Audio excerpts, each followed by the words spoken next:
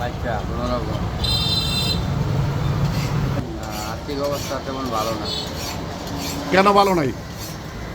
ভালো না, ওই অনেক কাজ, যেমন ওই টানা কাজের জন্য মানে প্রযুক্তির কাছে আর্মেনে প্রযুক্তির সাথে আর্মেনে আছি। আমরা আধুনিক মেশিন মেশিন বাই করতে পারলে সুবিধা হবে।